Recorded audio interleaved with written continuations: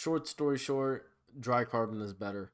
However, I'll be talking about the pros and cons of each so you can decide which is better for your application. Firstly, wet carbon. The term wet comes from the manufacturing process in which dry carbon fiber fabric is manually saturated with resin by either pouring resin directly onto the fabric, brushing it on, or rolling it on. This happens during the layup of the part, which is when layers of carbon fiber are stacked on top of each other.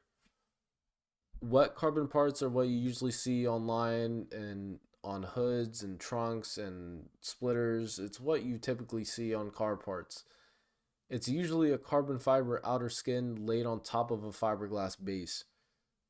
This is usually due to cost savings and ease of manufacturing. However, it's not necessarily a bad thing, as not all parts need to be completely carbon, like interior panel trim and stuff like that.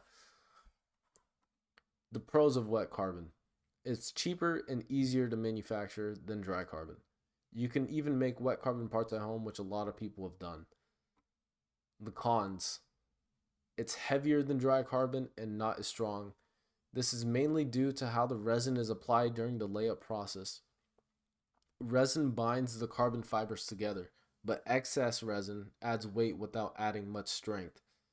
Another issue with wet carbon is since the resin is applied manually, it's much more difficult to remove all the air pockets during the layup process. This creates weak areas in the part as the fibers aren't completely bonded together, which reduces the strength of the part. Now, dry carbon. Dry carbon, also called pre-preg carbon, is called this due to the resin already being applied to the carbon fiber at the factory. It's dry as you aren't manually adding resin during the layup process like wet carbon. Dry carbon also requires a much more controlled curing process compared to wet carbon. Dry carbon parts are usually vacuum bagged and then cured in an autoclave under heat and pressure to maximize the strength and quality of the final part.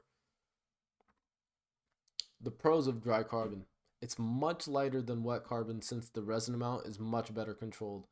It's also stronger and stiffer due to having a better resin to fiber ratio and the fact that the curing process uses heat plus pressure to remove air pockets and better adhere the carbon fiber layers together.